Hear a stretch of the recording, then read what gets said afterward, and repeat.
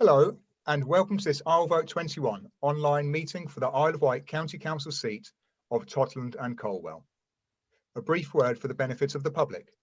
IsleVote21 has been formed with the sole purpose of enhancing democracy by providing an unbiased platform for candidates.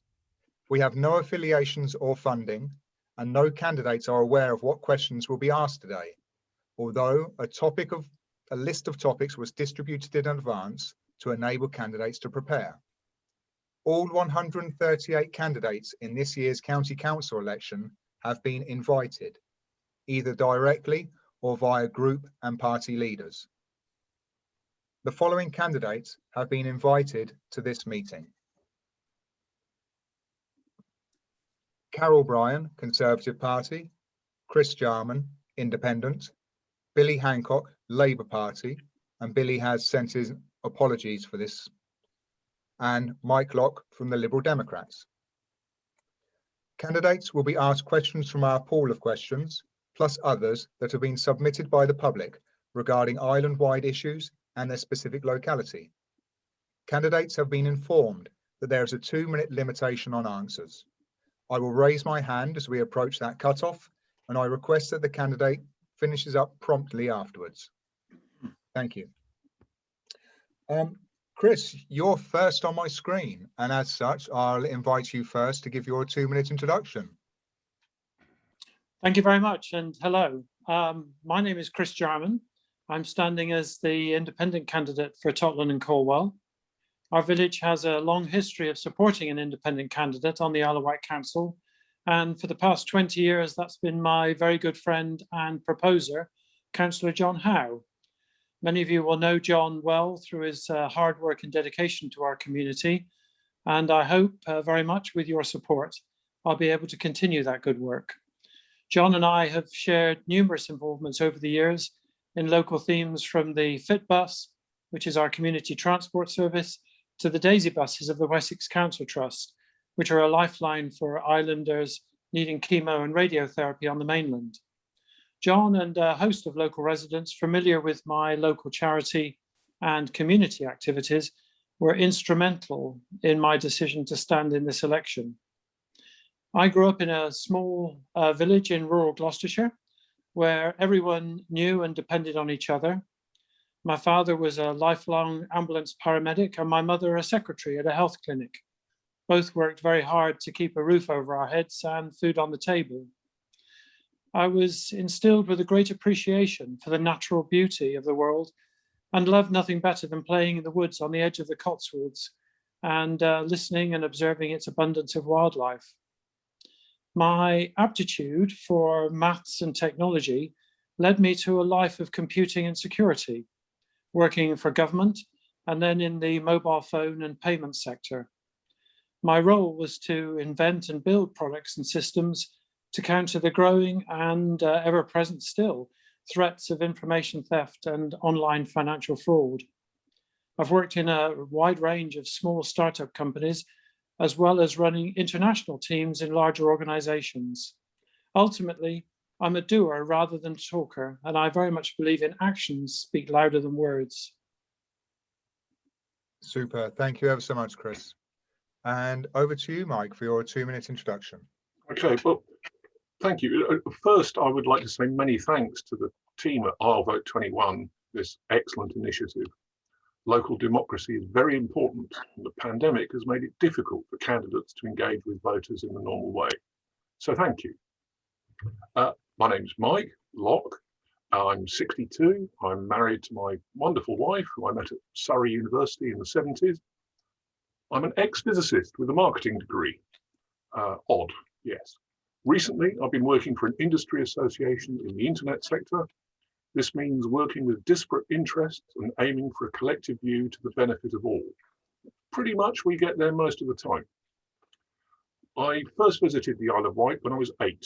I could see the Needles from my school.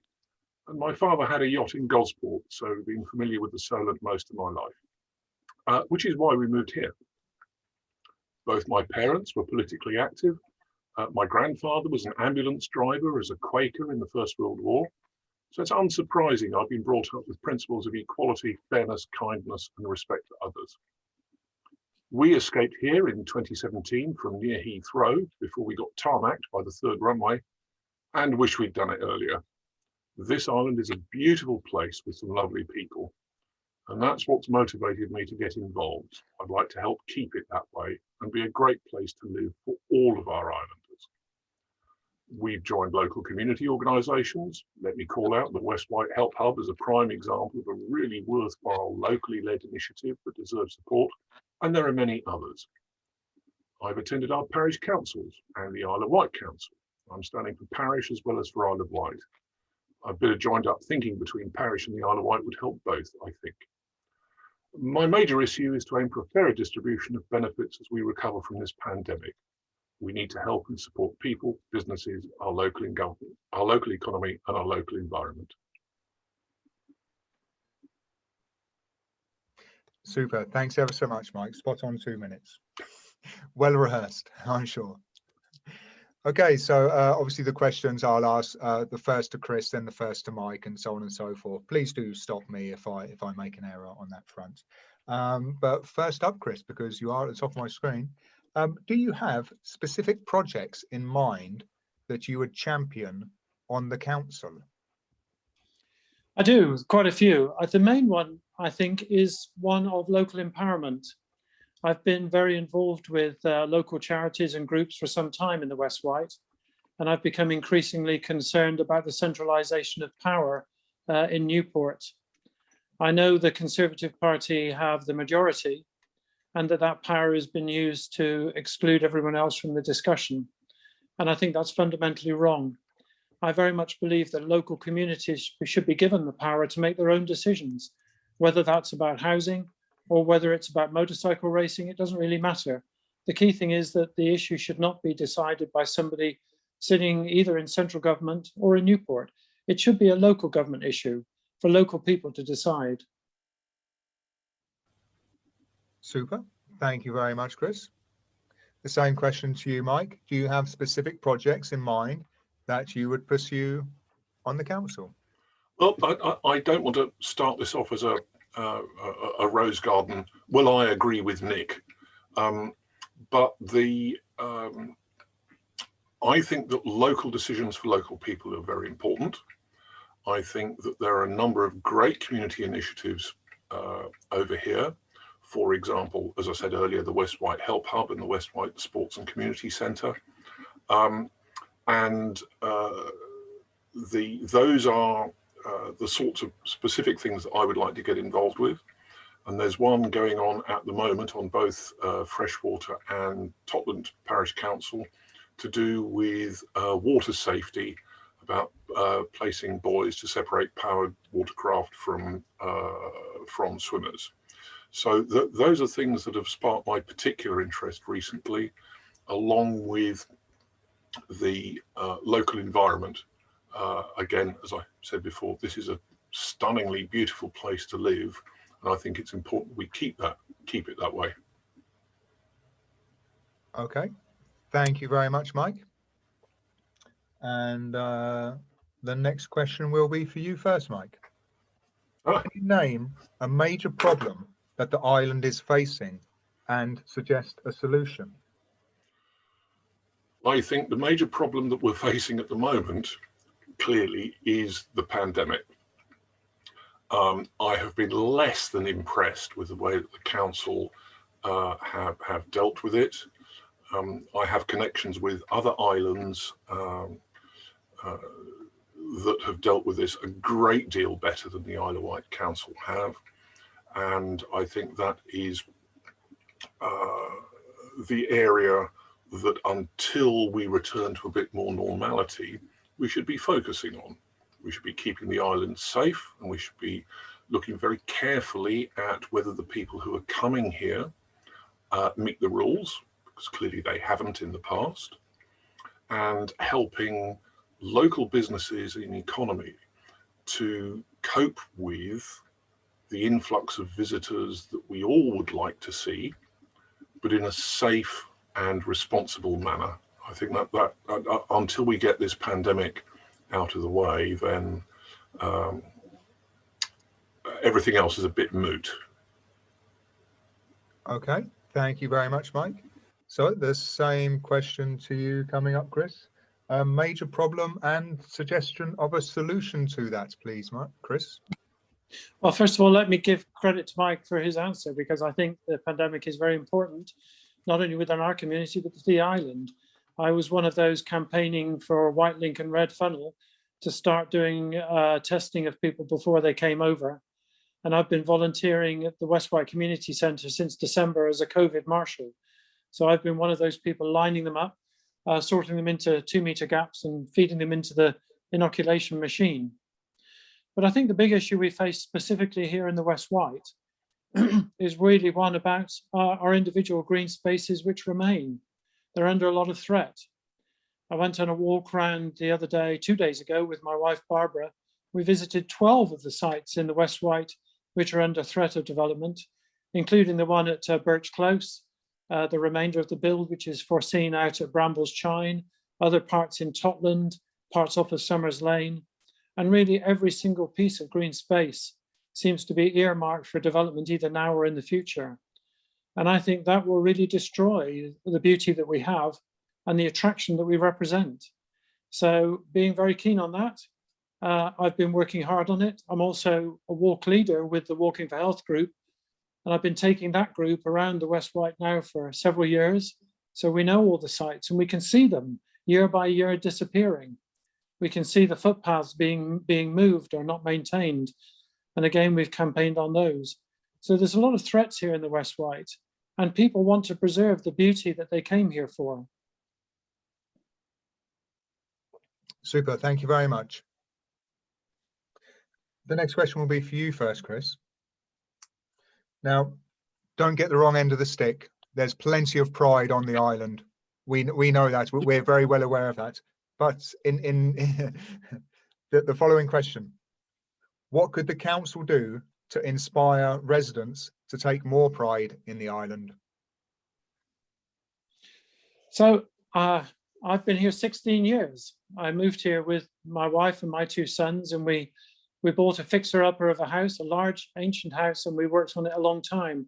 When I look around the West Wight, I can see that there's a lot of property which is in need of TLC, and I can also see there's a lot of property empty. And when I see property which needs to be done up and property which is empty, it really makes me ask the question, why are we continuing with new builds? Why are we not using the property and the developments that we already have? I think that's a key issue that people have asked. And I've, on my webpage, been collating queries that have come in. I think since I launched it 4 weeks ago, we've had just over 100 messages with questions on them. And I've been grouping those together. I think the property issue is very keen. And it's not just domestic properties, it's also the businesses. And if an area looks downtrodden, the people feel downtrodden. So that feel-good factor erodes at the same time. So I think we could help our people, our community, and our businesses by upgrading all those things and by giving them the support that they need to, whether that's in property tax relief or business relief. It's certainly one way to do it. Thank you very much, Chris. The same question over to you, Mike. Increasing pride on the island.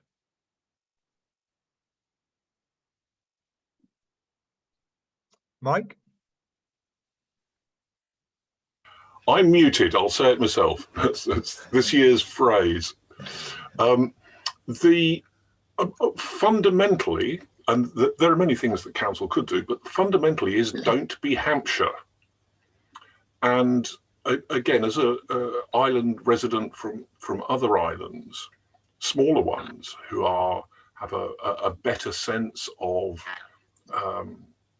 being islanders together and doing things on their own, I am always disappointed when a council says, oh, we need to be part of Hampshire. We're not part of Hampshire, we're the Isle of Wight. And the sooner that we move back to thinking about issues and proposing solutions that are island-centric, not being part of Hampshire, the better. And I think that, you know, being confident in your own identity is the first step to taking pride in the island that you live in. Two other things that I would call out at this point in time is retailer and shops in high streets have fundamentally changed. They were changing anyway, thanks to the internet and all the things that are going on there. And the pandemic has just accelerated that change. So when we look at uses for our shops and high streets, we need to be more inventive about that in future. It's not just bring the old retail back. We need to do something new that not only is new and attracts people, it makes the place a nicer place to visit. That's very important. And I would point out things like the investments that have been made at the pier and the hut. Okay, thank you very much. That the hand isn't indication of a dead halt, so Yeah, you can please feel free to finish your thoughts. There are many others, but you know, when you've got people still investing their own money in significant and major projects, then they have a belief and a pride in our island, and I think that's a good thing. The virtuous circle. Exactly. Yeah.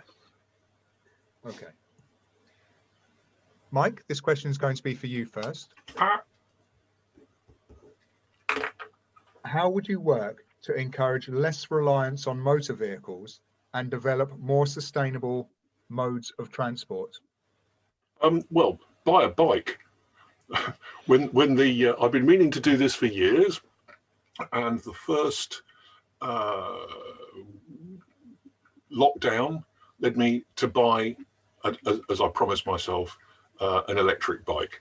I think this is perhaps something I should have said under specific project. The Isle of Wight, I think, would be perfect for more electric charging points, both for bicycles and for cars. I would also say that as an ex-Londoner and an next to Heathrow, suffering from London transport, I think Southern Vectis do a really great job here. That the public transport system that exists is streets ahead of anything that I've been used to since I lived in SW1. So we need to support the local buses. It would be nice to see how we can help Fitbus do more if they wish to do more in that area, and provide more cycle paths. It's as a newbie cyclist, it's quite difficult to find out where the cycle paths are and where they should go. And as I said, more electric points. I think the Isle of Wight is a perfect place to try to do that sort of thing, and it should be done. Super. Thank you ever so much, Mike. Same questions over to you, Chris, about sustainable transport. How do we get there? Well, I very much like the idea of cycling. I have to confess, I didn't do my car driving test till I was well in my 30s. I was a cyclist only person. Holidays, shopping, everything, going to work. I think we have to accept that for the foreseeable future, we're going to have a mix of modes on the island. I think one of the concerns that people come up with very frequently is mixing those modes on the same roads. I find that around freshwater. I'm sure most people do. And so together with John Howe and John Medland and a few of the other councillors, we've had a bit of a lobbying exercise going to extend some of the cycleways. One of the ideas we have, which is a very active project at the moment, is to extend the causeway cycle route along the route of the old railway line all the way into Newport. Either that or to use some of the excess verge which is available on the middle road and put in a dedicated cycle lane there. I was one of those that signed up to the lobbying exercise during the lockdown to take advantage of some of those enormous government grants. You probably remember the figure of £1 billion, and then it was even raised even further that was announced. And we were pushing the Isle of Wight Council to take advantage of those grants and get some money to enhance both pavements and cycleways on the island. Unfortunately, the Isle of Wight Council decided not to pursue that. Although where Mike came from, I think the London got 34 million. I remember Manchester getting 24 million, many urban areas as well.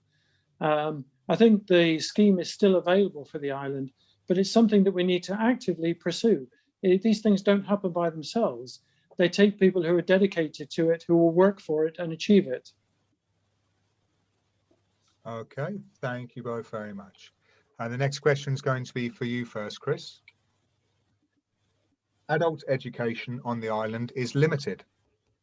What would you do to encourage organisations on the island to provide opportunities in this area?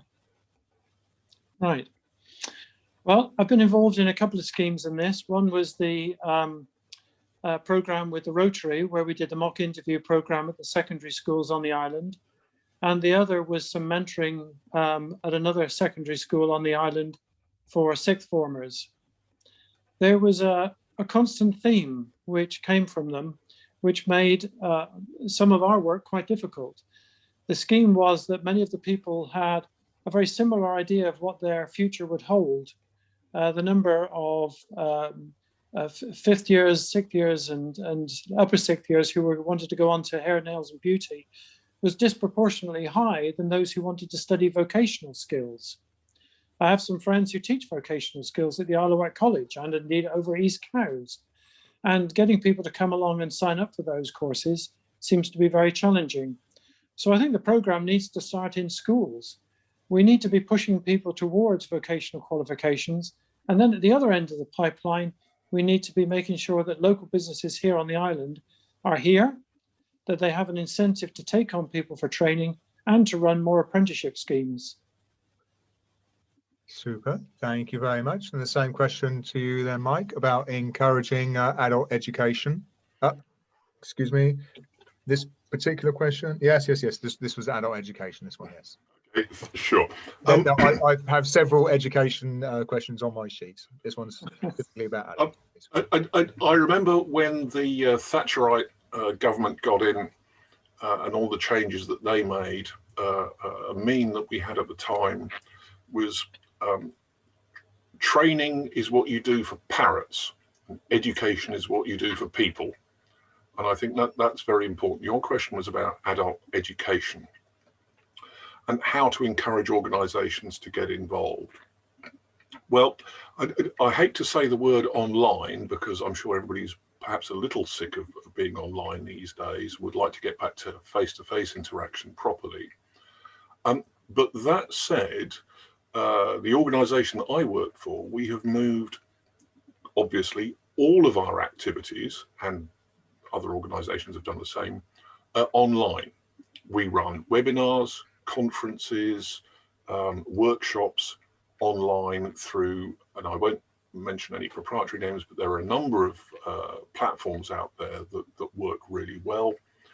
And I think that the way that we could encourage organisations to get involved is to educate them how these platforms may be used, how to set up some good practice, provide a resource for those who don't know how it works at the moment, to help them get across how you can get education made available to people in the online world.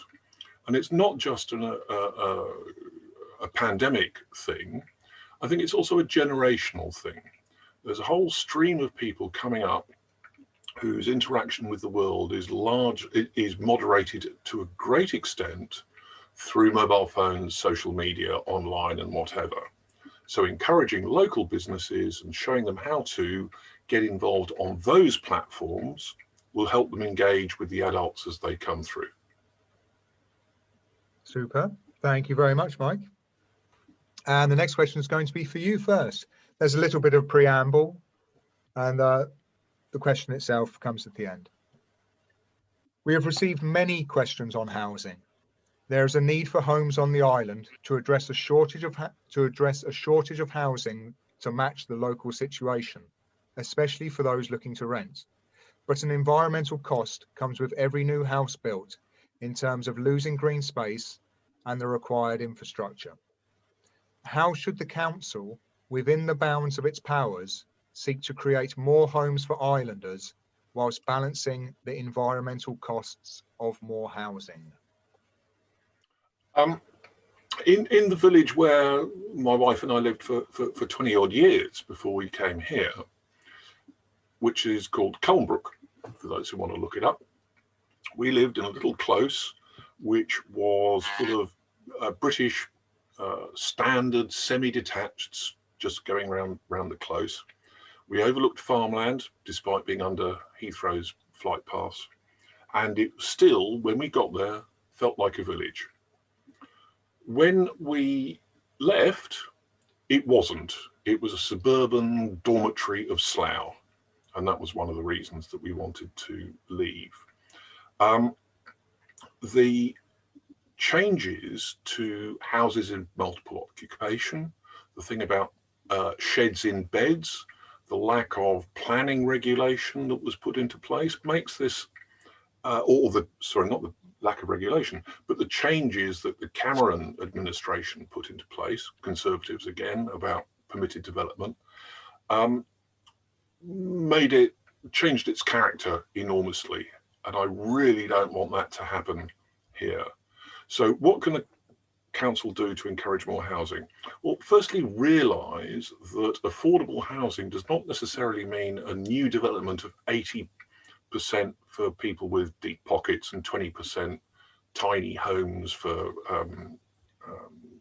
well, you know, people who are less fortunate, as I was growing up. We need to use those tools. We need to use the powers to put council tax up on second homes, and we need to get people used to using brownfield sites more than greenfield sites. Thank you ever so much, Mike.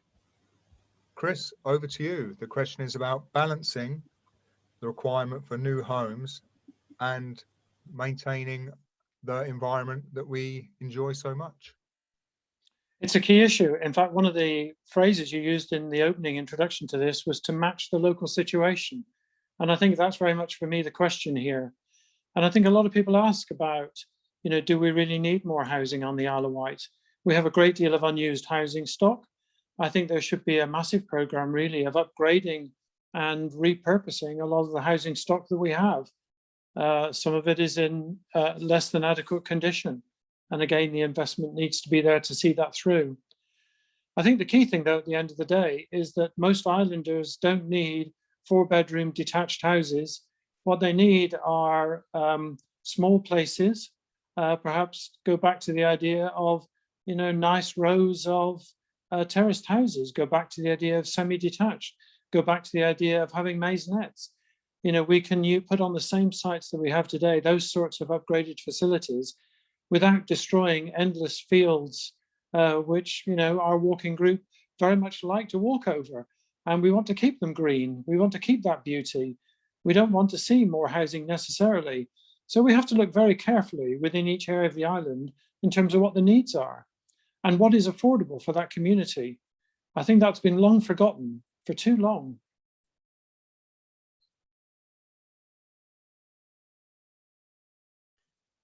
Thank you very much, Chris. It's my turn on mute. And the last question is for you, Chris. I should add, actually, sorry, the last two questions and this one here were submitted by the public, okay, or they're amalgams of public questions, okay. What will you do to address all the empty shops in each town? The high streets are dying. What should the council do to specifically address this issue? Right, well, I ran into this problem myself not so long ago. I was involved with a group who were looking to take on the old post office in Newport and use it for a variety of community purposes. The building and the lease and all the provisions associated with it were quite possible, certainly a doable deal, and certainly would have been beneficial to the community. The issue we really faced, though, was with the commercial property tax, which the council wanted to charge on the property, which came out at £1,000 a week. Now, for most community programmes and most small businesses on the Isle of Wight, giving £1,000 of your net profit every week to the council simply to afford that building is never going to work. It's not a viable business model. And I think that's one of the key reasons why many businesses arise, last for a short time, and then disappear. So I think the council needs to look very carefully at how they're charging businesses that property tax. They need to look at the empty stock that we have. And if you look at the old post office building, they were lucky. They faced development which was onto the main street, but they also had facilities at the back facing onto Lubley Street. Now, both of those could have been independent rather than selling it off as a single vast concern. So I think it's about innovation. It's about taking a fresh breath at how things are looked at, and very clearly looking at how businesses are charged for the properties they occupy.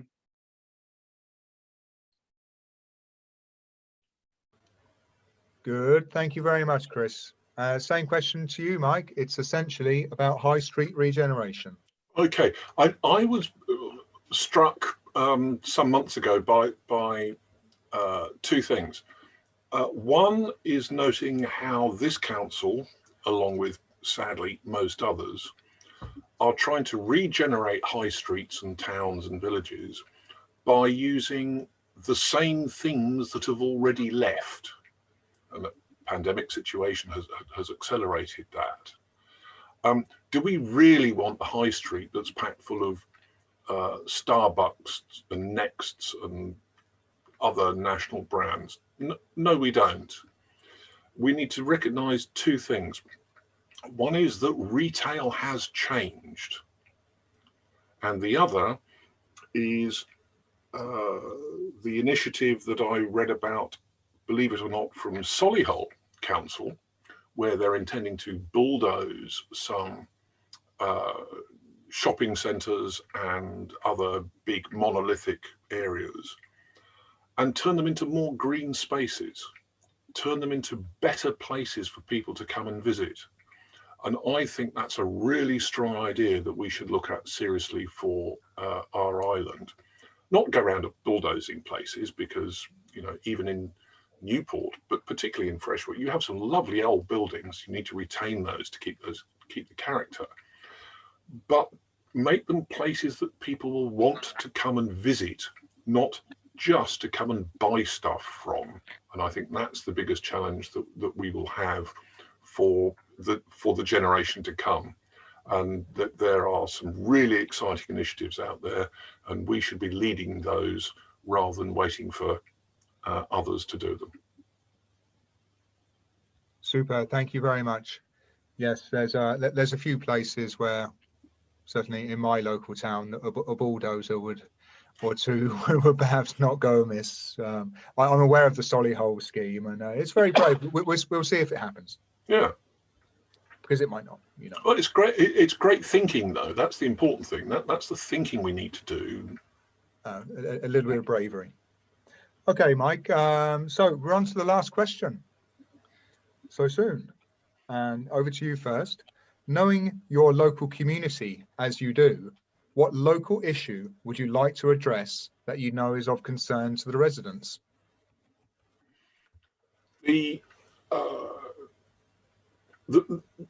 Although I'm not a big swimmer, I do recognise this issue about safety in the water. I think it's important for those people who do enjoy making use of our beautiful environment, and because of some background, it's been an issue that I've been involved with in the past. So I think that is the real combination of being a better behaved environment and making it a nicer place for people to come and do what they want to do, which in Totland and Colwell, we have two of the nicest bays in the country, let alone in the county. And I think those are important initiatives that we should do. That's really it. Okay. Sorry, other than the ones we've already touched on, you asked me for a specific one, and I think that's something that can actually be done and is being done and needs support. That's absolutely fine. So, Chris, over to you. Something specific to the locality that you know is of concern to residents, please. Yeah, so many things.